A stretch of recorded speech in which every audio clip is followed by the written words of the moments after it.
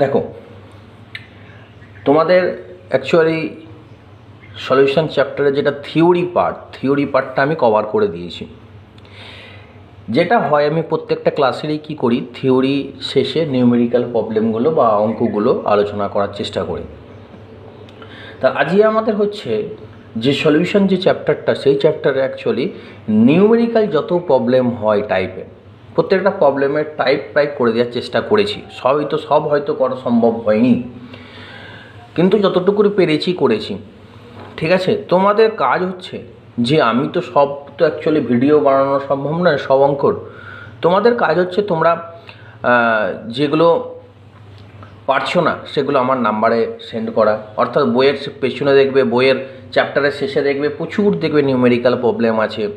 সেই প্রবলেমগুলো ট্রাই করে যদি করতে পারো তো ভালো, না করতে পারলে আমাকে, আমার নাম্বার তোমাদের কাছে আছে, সেগুলো কন্ট্যাক্ট করে আমাকে জানানো, স্যার এই জায়গাটা আমি পারছি না, এই জায়গাটা একটু বলে দিন। তবে অ্যাকচুয়ালি পুরোপুরি তোমার বিষয়টা ক্লিয়ার হবে। অর্থাৎ মানে তোমাকে খাটতে হবে পুরোপুরি। ভিডিওতে সে তো এখন বুঝতেই পারছি অনলাইনে ক্লাস, সব তো আর দেওয়া সম্ভব হচ্ছে না। তা যতটুকুনি পারছি ততটুকুনি দেওয়ার চেষ্টা করছি। ঠিক আছে, সব তো পুরোটা যত অঙ্ক আছে সব অঙ্ক তো আর করানো সম্ভব না, তাহলে অঙ্ক করতে গেলে দেখবে হয়তো 15টা ভিডিও হয়ে যাবে।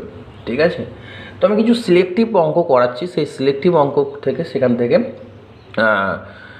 সেই টাইপের অঙ্ক থেকে মেনলি অঙ্ক আসে। তাছাড়াও তোমার বইয়ের চ্যাপ্টারের শেষে প্রচুর নিউমেরিক্যাল প্রবলেম আছে, কোশ্চেন ব্যাংক আছে, রায়মার্টিন, বা তোমার কোনো টেস্ট পেপার আছে। টেস্ট পেপার বলতে যেটা ওল্ড টেস্ট পেপার, ঠিক আছে, ওল্ড টেস্ট পেপার আছে, যেটা আগেবার দাদারা অ্যাকচুয়ালি ইউজ করেছে যে টেস্ট পেপারটা, সেই টেস্ট পেপারটা আছে। সেই টেস্ট পেপারগুলো থেকে ঘাটাঘাটি করে অ্যাকচুয়ালি দেখো যে কোন অঙ্কগুলো পারছো, কোনগুলো পারছো না, কোন কোশ্চেনগুলো পারছো, কোনগুলো পারছো না, সেগুলো দেখো। দেখার পর যদি আমাকে তোমরা কন্ট্যাক্ট করো, কন্ট্যাক্ট করলে আশা করি তোমাদের কোশ্চেনের অ্যান্সার দিয়ে দেবো। দেখো, প্রথমে আমরা স্টার্ট করব, সেটা হচ্ছে যে কি না, যত অ্যাকচুয়ালি তোমার ফর্মুলা যেগুলো আছে চ্যাপ্টারে, সেই ফর্মুলাগুলো আমি একটা জায়গায় করে দিচ্ছি। যত ফর্মুলা, যে ফর্মুলাগুলো থেকে অ্যাকচুয়ালি কোশ্চেন আসে, সেই ফর্মুলাগুলো তোমাদের আমি করে দেওয়ার চেষ্টা করছি এক জায়গায়। প্রথমে ফর্মুলা, তাহলে ফর্মুলা কি কি ফর্মুলা আমার এখানে কাজে লাগে। এক নাম্বার হচ্ছে, প্রথমেই হচ্ছে হেনরির ল থেকে। হেনরির ল থেকে দেখো আমাদের সূত্র ছিল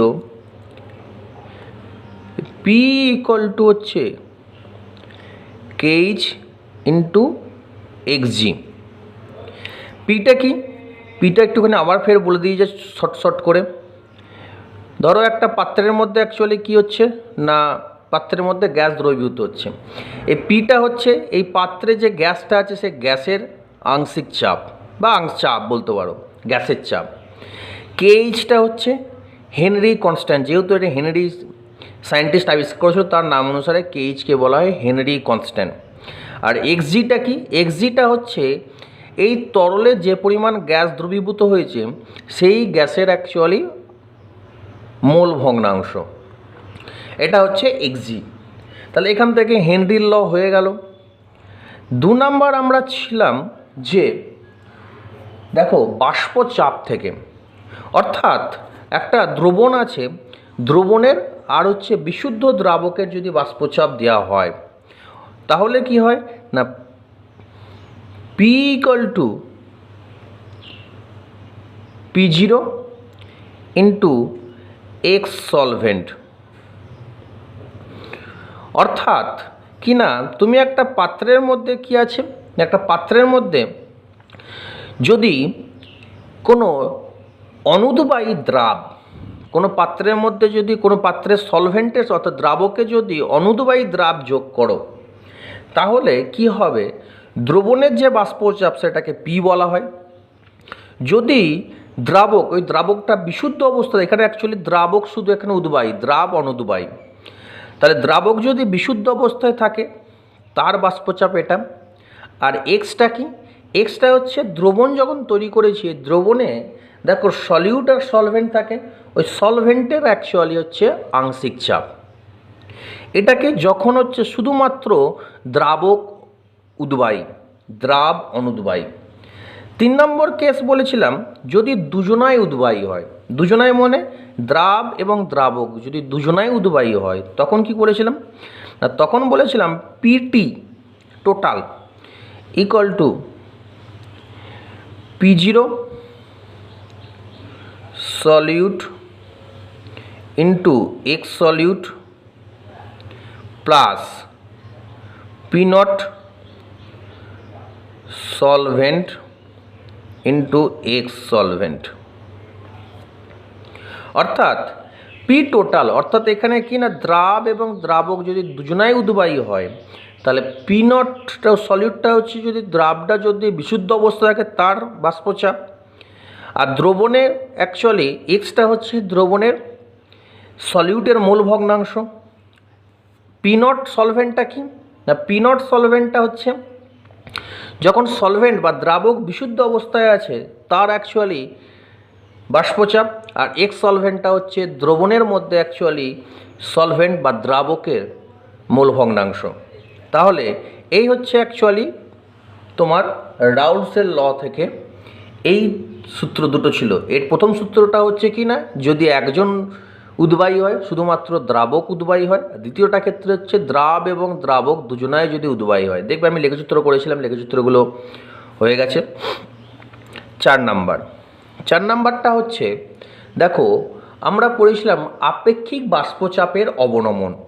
আপেক্ষিক বাষ্পচাপের অবনমন কী ছিল, P0 minus P by P0 equal to X solute. অর্থাৎ P0টা হচ্ছে তোমার কি না, P0টা হচ্ছে বিশুদ্ধ দ্রাবকের বাষ্পচাপ, বিশুদ্ধ দ্রাবক, ঠিক আছে। পিটা হচ্ছে কি না, পিটা হচ্ছে দ্রবণের বাষ্পচাপ, এই P0টা ফের সেই একই বিশুদ্ধ দ্রাবকের বাষ্পচাপ, এটা ইকুয়াল টু হচ্ছে এক্স সলিউট। এক্স সলিউট মানে অ্যাকচুয়ালি সলিউটের তোমার মূল ভগ্নাংশ। দেখো এখানে মনে রাখতে হবে সবসময় এই ইকুয়েশানটা তখনই অ্যাপ্লিকেবল যদি এখানে কি হয় না সলিউট যেটা আছে সলিউটটা যদি ডিসোসিয়েটেড বা অ্যাসোসিয়েটেড না হয়, আর যদি ডিসোসিয়েটেড বা অ্যাসোসিয়েটেড হয় তাহলে এখানে একটা আই দিয়ে গুণ হয়ে যাবে। আমি বলেছিলাম ফর্মুলাটা সবসময় আই দিয়ে মনে রাখবে। আই ইকুয়াল টু যদি 1 তার মানে কি এটা ডিসোসিয়েটেড বা অ্যাসোসিয়েটেড হয়নি, আর আই ইকুয়াল টু যদি নট ইকুয়াল টু 1 হয় তাহলে কী হবে ডিসোসিয়েটেড বা অ্যাসোসিয়েটেড হয়েছে। তখন আয়ের মানটা বার করবো কী করে, দুটোভাবে বার করা যায়। একটা alpha equal to I-1 by n-1, আর একটা আছে beta equal to I-1 by 1 by n-1। দুটো ফর্মুলা আছে, একটা alpha equal to I-1 by n-1, আর একটা হচ্ছে beta equal to I-1 by 1 by n-1, ঠিক আছে।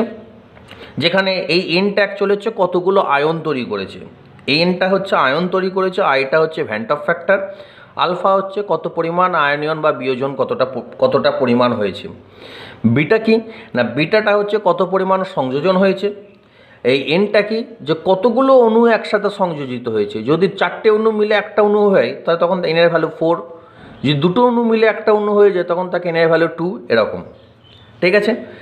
এবার 4 নাম্বার হয়ে গেল। 5 নাম্বার দেখো আমরা পড়েছিলাম যে স্ফুটনাঙ্কের উন্নয়ন। স্ফুটনাঙ্কের উন্নয়ন ছিল ডেল টিবি ইকুয়াল টু হচ্ছে KF ইন্টু এম। সবসময় ফর্মুলাটা বলেছিলাম আই দিয়ে মনে রাখবে, I del TB equal to I into KF into M. আইটা তখনই, আইয়ের ভ্যালুটা ইকুয়াল টু 1 কখন, যখন ধরো জলে আমি ইউরিয়া দিয়েছি, জলে ইউরিয়া দিয়েছে মানে কি ইউরিয়া কোনো রকম ভাঙবে বা সংযোজন বা বিয়োজন কিছু হবে না, তাহলে আয়ের ভ্যালু 1। যদি এখানে কি হয় যে জলের মধ্যে আমি NaCl দিয়েছি তাহলে কী হবে, NaCl ভেঙে যাবে, ভেঙে যাচ্ছে মানে ওখানে অ্যাকচুয়ালি কী হবে আয়ের ভ্যালুটা তোমাকে বার করতে হবে এখান থেকে, ঠিক আছে। আর কেএফটা এখানে সরি এটা কেএফ দিয়েছে, সরি একটু ভুল লিখে ফেলেছি, এটা কেবি হবে, কারণ এখানে যেহেতু এটা বয়েলিং তাই এটা কেবি হবে। তাহলে delta TB equal to I into Kb into m, কেবিটা হচ্ছে স্ফুটনাঙ্কের উন্নয়ন। 6 নাম্বার কী ছিল? 6 নাম্বার ঠিক এরকমই ছিল, del TF equal to I KF into M. এই এমটা হচ্ছে অ্যাকচুয়ালি কি না, এমটা হচ্ছে মোলালিটি। ঠিক আছে, মোলালিটি বার করা ফর্মুলা তোমরা জানো, সেগুলো আর বলছি না। 7 নাম্বার হচ্ছে যে অভিশ্রাবণ চাপ pi equal to i C R T, pi equal to i C R T. ঠিক আছে, অর্থাৎ পাইটা হচ্ছে অভিশ্রাবণ চাপ, আইটা হচ্ছে তোমার ভ্যান্ট অফ ফ্যাক্টর, সিটা হচ্ছে গারত্ব সিটা অবশ্যই এম এ আছে, মানে ক্যাপিটাল এম, মানে মোলারিটিতে আছে। আরটা হচ্ছে তোমার গ্যাস ধ্রুবক, টিটা হচ্ছে টেম্পারেচার, অতি অবশ্যই এটা কেলভিনে আছে। এই একটা বলেছিলাম। আর একটা বলেছিলাম দেখো, আই ইকুয়াল টু ছিল অ্যাকচুয়ালি যে theoretical colligative property by, sorry ভুল বললাম, আই ইকুয়াল টু ছিল কি, আই ইকুয়াল টু ছিল হচ্ছে practical colligative property by theoretical colligative property. এই অ্যাকচুয়ালি ছিল টোটালি ব্যাপার। তাহলে আবার আমি বলে দিচ্ছি পুরো ব্যাপারটা। ফর্মুলা কী কী ছিল, দেখো এই 7খানা ফর্মুলা ছিল। আর এখানে আই সমান অ্যাকচুয়ালি কী ছিল না, আই সমান ছিল practical colligative property by theoretical colligative property. আর আরেকটু বলে দিই, এখানে যদি আয়ের ভ্যালুটা গ্রেটার দ্যান 1 হয়, দেখো আমি এগুলো বলেছিলাম, আয়ের ভ্যালু যদি গ্রেটার দ্যান 1 হয় তাহলে কি হয়েছে, সলিউটটা সলভেন্টে গিয়ে অ্যাকচুয়ালি কী হয়েছে না, বিয়োজিত হয়েছে। আর যদি আয়ের ভ্যালু লেস দ্যান 1 হয় তাহলে কি হয়েছে না, সলিউট অ্যাকচুয়ালি সলভেন্টে গিয়ে কী হয়েছে, সংযোজিত হয়ে গেছে। তাহলে আবার বলি, আয়ের ভ্যালু গ্রেটার দ্যান 1 মানে বিয়োজিত হয়েছে, আয়ের ভ্যালু লেস দ্যান 1 মানে অ্যাকচুয়ালি কী হয়ে গেছে, সংযোজিত হয়েছে। তাহলে এইটুকুনি মোটামুটি তোমাদের একটা আমি ধারণা দেওয়ার চেষ্টা করলাম যে কী পড়িয়েছি এতদিনে। ঠিক আছে, বেসিক জিনিস। এবার আমি এখান থেকে কি করাবো না, এখান থেকে আমি অঙ্কতে যাব। এই অঙ্কগুলো থেকে প্রথমেই দেখো আমি হেনরি ইকুয়েশন থেকে আমি অঙ্ক করাচ্ছি। হেনরি ইকুয়েশন থেকে দেখো তোমাদের স্ক্রিনে আমি দেখো তোমাদের আমি অঙ্ক দেখো কি করেছি না, অঙ্কটা দেখো স্ক্রিনে তোমাদের আমি লিখে দিয়েছি। দেখো কি করে দিয়েছে না, 273 কেলভিন উষ্ণতায় 1 লিটার জলে কত গ্রাম নাইট্রোজেন গ্যাস দ্রবীভূত আছে সেটা বার করতে বলেছে। কি বললাম বোঝা গেছে? ধরে নাও নাইট্রোজেন গ্যাসের আংশিক চাপ আর নাইট্রোজেন গ্যাসের যে চাপ, সেই চাপটা হচ্ছে 0.987 বার, এবং কেইচের ভ্যালুটা হচ্ছে যে 76480 বার, এটা কেইচের ভ্যালু। তাহলে আমাকে এখানে কোশ্চেন কি দিয়েছে না, 1 লিটার জলে কত গ্রাম নাইট্রোজেন গ্যাস তৈরি হবে। তাহলে প্রথমে আমি লিখি যে গিভেন কি কি আছে, অর্থাৎ আমার কাছে কি কি গিভেন আছে।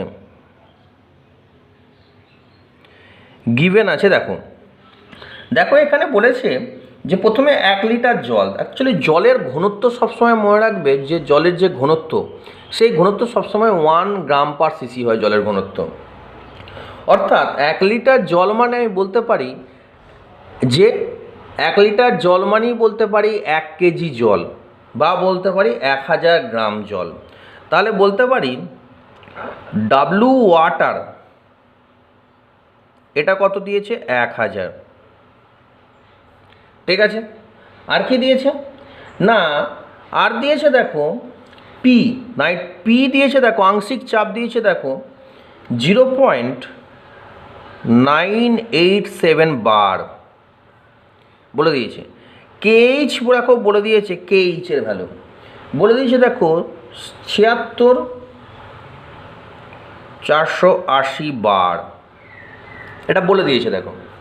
ঠিক আছে, এবার আমাকে দেখো বার করতে হবে কি, বার করতে হবে অ্যাকচুয়ালি প্রথমে আমি বার করব এক্সজি বার করব, অর্থাৎ কি পরিমাণ গ্যাস জলে দ্রবীভূত আছে এটা বার করব। কিভাবে বার করব দেখো, আমরা বলতে পারি তো যে P equal to KH into XG, pH equal to KH into XG, বলতে পারি না? পারি না? বলতে পারি। এবার দেখো আমরা P equal to KH into XG করে দিলাম। এবার দেখো সব মানগুলো বসিয়ে দাও। পি এর মান 0.987, কেএইচের ভ্যালু কত? কেএইচের ভ্যালু বেরোচ্ছে তোমার 76,480। এখান থেকে এক্সজির ভ্যালুটা বার করে নাও। এক্সজির ভ্যালু কত হবে? এক্সজির ভ্যালু হবে তোমার 76,480 বাই 0.987 হয়ে গেল। এটা হচ্ছে অ্যাকচুয়ালি কী বেরোলো? আমার এক্সজি বেরোলো। ঠিক আছে, এক্সজি মানে অ্যাকচুয়ালি কি? এক্সজি মানে অ্যাকচুয়ালি হচ্ছে খুব সিম্পল ব্যাপার। আমরা এক্সজি ইকুয়াল টু কী ছিল? NG by NG plus NL. তাহলে এখানে আমরা এক্সজির যে মান, সে মানটা এখান থেকে একটা এক্সজির ভ্যালু বেরোবে, এখান থেকে একটা এক্সজির ভ্যালু বেরিয়ে গেল। এই এক্সজির ভ্যালুটা আমি এখানে বসাবো। কীভাবে বসাবো দেখুন, এক্সজি যে ভ্যালু সেটার সমান আমি বলতে পারি তো এনজি বাই, ঠিক আছে, এনজি প্লাস এখানে দেখো লিকুইড যেটা আছে, এখানে অ্যাকচুয়ালি এনএলটাকে, তরলটাকে কোথায় নাইট্রোজেন গ্যাসটা দ্রবীভূত করছি? ওয়াটারে। তাহলে এখানে অ্যাকচুয়ালি কত? ডাব্লু 1000/18, কারণ মোল সব সময় কি প্রদত্ত ওজন বাই আণবিক ওজন। তাহলে এখানে এক্সজির ভ্যালুটা এখান থেকে আমি পেয়ে গেছি। তাহলে এক্সজির ভ্যালু এখান থেকে করলে এখান থেকে এনজির যে ভ্যালু, এই ভ্যালুটা বেরিয়ে যাবে।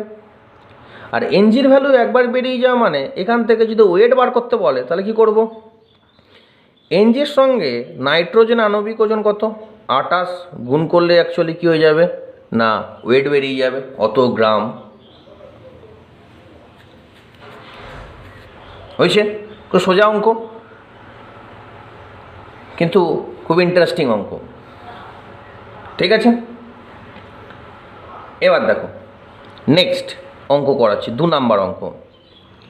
নেক্সট অঙ্ক 2 নাম্বার করাচ্ছি। দেখো একটি নির্দিষ্ট উষ্ণতায়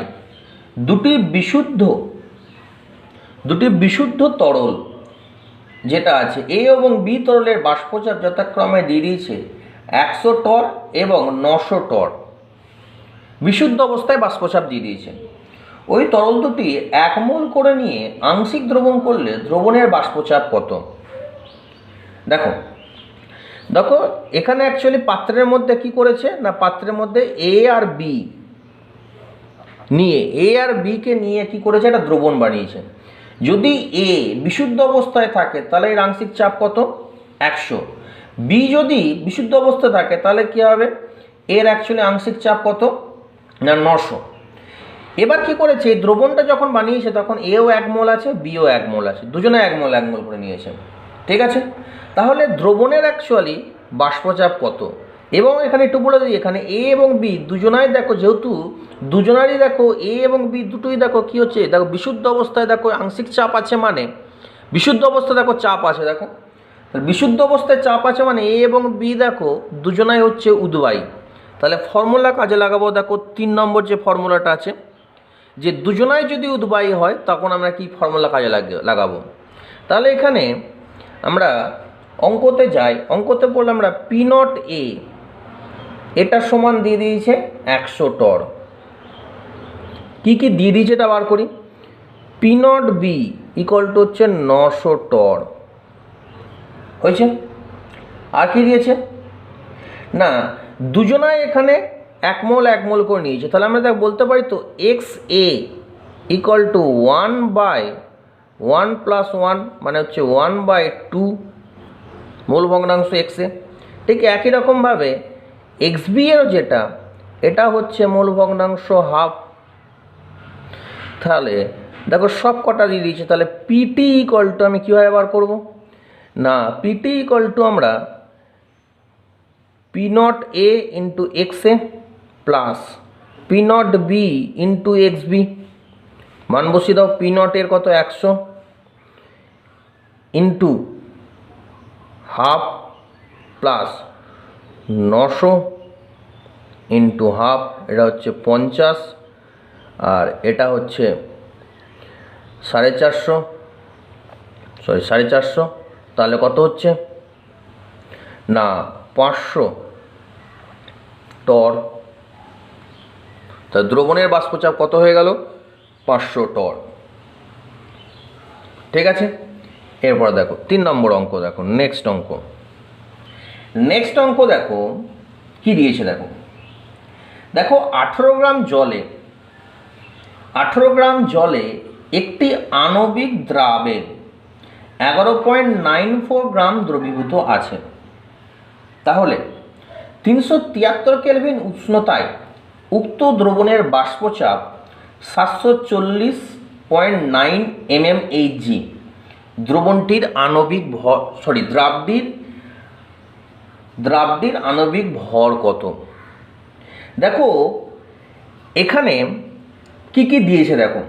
প্রথমে দেখো দিয়ে দিয়েছে দ্রবণের বাষ্পচাপ। দ্রবণের বাষ্পচাপ সবসময় আমরা কি ধরি, পি ইকুয়াল টু 740.9 mmHg, এটা দিয়ে দিয়েছে।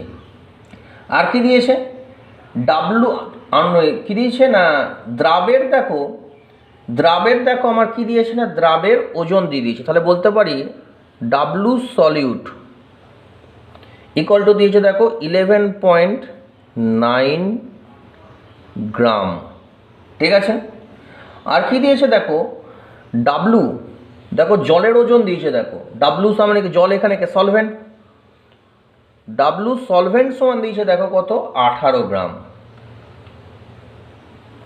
ঠিক আছে, আর একটু বলে দিই দেখো এখানে সবসময় মনে রাখবে যে বিশুদ্ধ জল যদি দেখো বিশুদ্ধ জলের যে অ্যাকচুয়ালি মানে বিশুদ্ধ অবস্থায় দ্রাবকের জল, এখানে দ্রাবকের দেখো বাষ্পচাপ দিয়ে দিইনি, ওটা সবসময় যদি না দিয়ে দেয় তাহলে কি করবে, ওটা সমান 760 mmHg ধরে কাজ করবে। ঠিক আছে, এবার দেখো আমার এই ফর্মুলাটা কাজে লাগাতে পারি। এই ফর্মুলা কি আছে না P not minus P by P not, এটা সমান অ্যাকচুয়ালি দেখো আই এক্স সলিউট আছে। দেখো এখানে দ্রাবটা তোমার অঙ্ক পড়ে কোথাও মনে হচ্ছে দ্রাবটা অ্যাকচুয়ালি তোমার ভেঙেছে না সংযোজিত হয়েছে, এরকম কোনো জায়গায় আছে? নেই। তাহলে নেই মানে এখানে আয়ের ভ্যালু হচ্ছে 1। ঠিক আছে, আর এক্স সলিউট মানে আমি পাশে লিখে রাখতে পারি সমান এন সলিউট বাই কি না N solute plus N solvent. ঠিক আছে, এবার দেখো এটা করতে পারি, তাহলে এখানে করে দাও। আবার তাহলে এই জায়গায় এন সলিউট সমান, তাহলে আয়ের ভ্যালু এখানে 1 রেখেই যাচ্ছি আমি। এন সলিউট সমান আমি করতে পারি তো W solute by M solute by total by কি হবে না টোটাল বাই যদি করি তাহলে কি হবে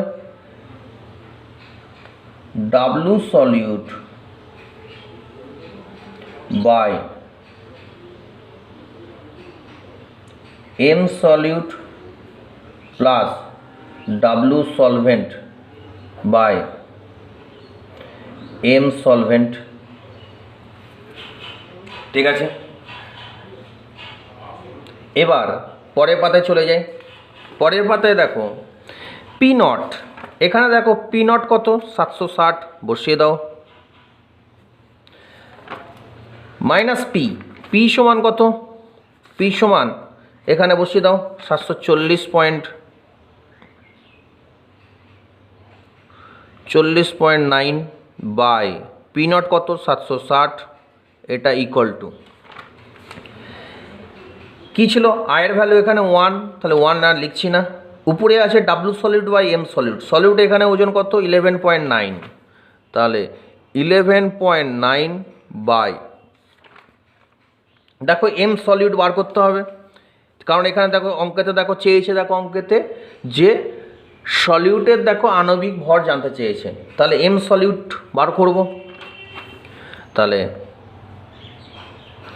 এম সলিউট যেমন আছে লিখে দিলাম by 11.9 by M solute plus, দেখো এখানে ডাব্লু সলভেন্ট, দেখো সলভেন্টের ওজন দিয়েছে 18 গ্রাম, বসিয়ে দাও 18 বাই, অ্যাকচুয়ালি কী আছে এম সলভেন্ট, সলভেন্টের মানে জলের ওজন, এখানে জলের অ্যাকচুয়ালি আণবিক ওজন কত 18, তো ফেরও এটা বসিয়ে দাও 18। দেখো এখান থেকে ক্যালকুলেশন সব নোন, ক্যালকুলেশন করলে দেখো এম সলিউট বেরিয়ে যাবে, যেটা এম সলিউট সেটাই অ্যাকচুয়ালি অ্যান্সার। ঠিক আছে, তাহলে এই হচ্ছে অ্যাকচুয়ালি অঙ্ক আংশিক চাপ থেকে। তাহলে আজকে এই মোটামুটি 3টে অঙ্ক করালাম, এর পরের দিন আরও আস্তে আস্তে অঙ্ক করাবো, অল্প অল্প করে দিচ্ছি, অল্প অল্প করে করাই ভালো, এর পরের দিন আবার অঙ্ক করাবো। আজকে এই পর্যন্তই থাক, পরের দিন আবার হবে।